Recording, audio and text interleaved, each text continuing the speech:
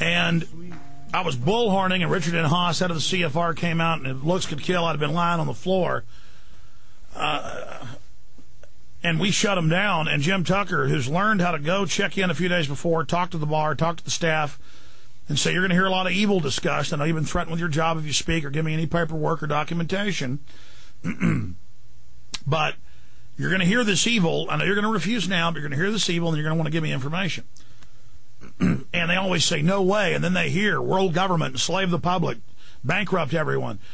And they always give us the documents. Well, what came out from his sources and Estalon's sources in 2006, 2.5 years ago, that they were going to implode the world market starting with the subprime, create a worldwide depression, and then inflate the currency. So you'd have hyper stagflation, both depression and devaluation of the currency together. The worst economic depression you can have. The worst. It's like a royal flush. It's very rare. I mean, it's orchestrated. It's the worst thing you can have. The best for the elites. And see, I made a film. We wrote articles. It all happened because they really run things. And if you can have the nerve to go face their black ops, go face their people, face the death threats, face people calling my wife up and saying, hi, is Alex there? No, he's not. Can I leave a number? Well, yes, this is his girlfriend. Well, that's impossible. This is his wife. Oh, my God, I've got his baby. Oh, my God, click. You know, the next call, we're going to get your kids, stuff like that.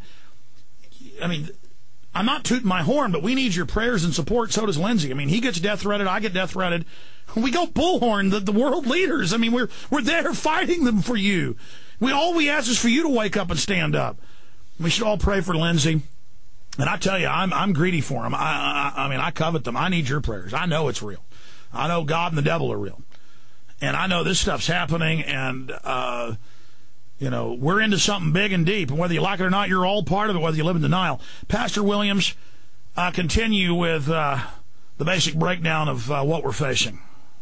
Alex, there positively is. And I must stress this to your audience because you have such a knowledgeable audience. They listen to you every day. They know the issues. And if you don't listen to Alex every day, you better get on to listening to him every day. There positively is a group of people on the face of the earth who control the world. Folks, I wish I could come right into your living room and sit down with you and prove it to you.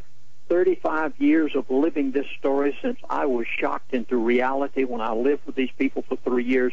Alex, everything you're saying is right. There is a group of people on the face of the earth who control the world. Folks, believe it, take it to heart. Now, I'm going to give you a few of the statements that this man made to me on that phone that day. He knows everything that goes on behind closed doors.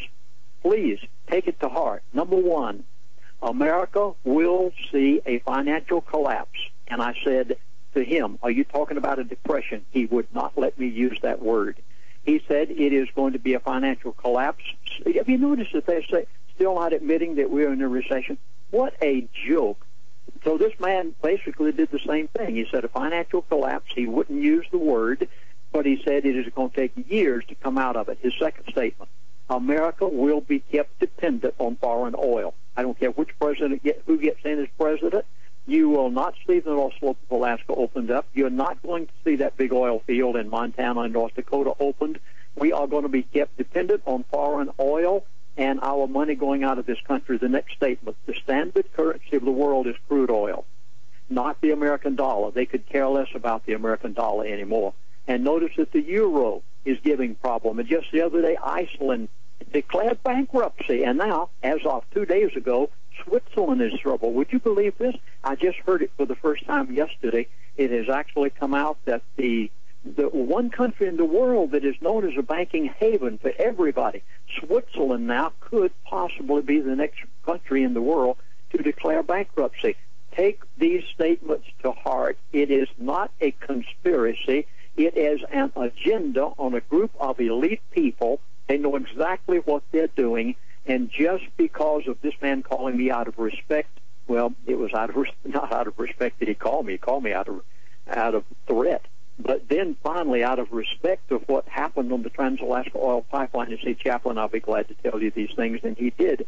And Alex, everything you've been predicting is coming to pass. But who, back on July the 28th, would have ever, in the foggiest imagination, would have guessed that crude oil would be $50 a barrel? And here we are. We're right at it. And what's going to happen to the economy. All of these things are taking place, Alex. Now, Lindsey, that's why I was saying think back to that 45-minute conversation, and then later you did think back to about getting out of the country. I mean, did you ask why get out of the country, or did he say anything else? Every word is key. Well, the reason he suggested that I do this is merely because he'd like me out of his way. And it would be so much better if I didn't appear on Alex Jones' show anymore and Dr. Stan Monteith, some of the others. And I'm just about through with doing all of this also. But he said, he said, I think it'd be a very good idea, both for you and for us not to have conflict in the future. So he said, it'd be a great idea for you to leave the country and go to the mission field. I think he had more to that, and the more I thought it through and more I'm seeing what I'm seeing today of what's taking place financially and what you said, I mean, when you began the program today about what the military and the police are preparing for, I think it would be great for people to make preparation, get out of the city, do something about protecting yourself, because that statement that he made to me about, I think it'd be a great idea for you, Chaplain, to go to the mission field, to basically get out of America, get out of our hair. And I think he really thought, hey, this would be a pretty good idea to protect you by. What a nice guy. He's threatening to go after you, kill you if you don't, but then allowing you to still go out and give this message. Specifically... Well, understand the mindset of these people. And, of course, the only way I ever knew it is because I lived with them. These people have a mindset that is quite different than what the average American have figured out to be. These people tell you everything they're going to do in advance if you know how to listen to the buzzwords and know what they're saying. Secondly, these people have a code of ethics. Now, I know that sounds strange to say this, but they do. They must tell certain things according to the God that they serve. Now, understand that that's quite a different God than what you and I know, Alex. We know the true and living God who created all of heaven and earth and is honest and decent. They have a God, too. Their God is the God of this world. The Bible calls him the prince of power of this air, but he is a God. And when that prince of the power of the air offered Christ all of the kingdoms of the world that day, Christ didn't turn around and say, hey, they already belong to me. You can't give them to me. No, he didn't. He didn't say that. He said, no, you can't tempt me this way. And he used the word of God against him. You see, that prince of the power of the air, the God of these people, the God of this world, has a moral code, their own code of ethics, and therefore Christ would not accept the kingdom of the world. He knew someday he was going to get them anyway. So understand the mindset of these people, and that's the reason I've written some of the books I've written. My latest book, To Seduce a Nation.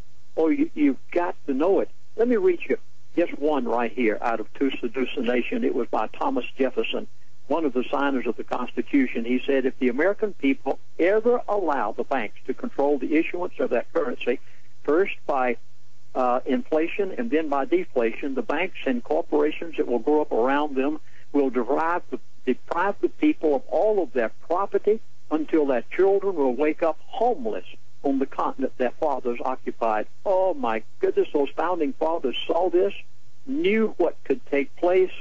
And, Alex, today we are living in a time that I never thought I'd see in my lifetime. Now, Lindsey, I want to plug the new video and the materials you have before they're not even available. I know soon they won't be, so people can call and get those or go online and get those materials. But I also want to take some phone calls that'll be all over the map, but it'll be important. You can comment on it all. Very knowledgeable here in just a moment. But bottom line, go back to what he said, the reason they were going to implode oil prices and why they were doing this. Okay, the reason for this is to break the Arab world. They want. Oh, and I'm sorry, I got to interrupt again. You also brought up they were going to start some type of war or an escalation of conflict with Russia. And that sounded crazy 3 months ago. You told Monteith 4 months ago. And you'd already been doing interviews for a month before I got you on. So it's been about 4.5, 4 months since you went public? Yes, the first part of July. And then a month and a half after you did all this, they sneak attack Russia in Georgia, through Georgia. But so go ahead. He said that there was going to be a major oil field that they would announce the discovery of north of Russia. That meant that Russia was going to be a great power. We'll have another Cold War out there.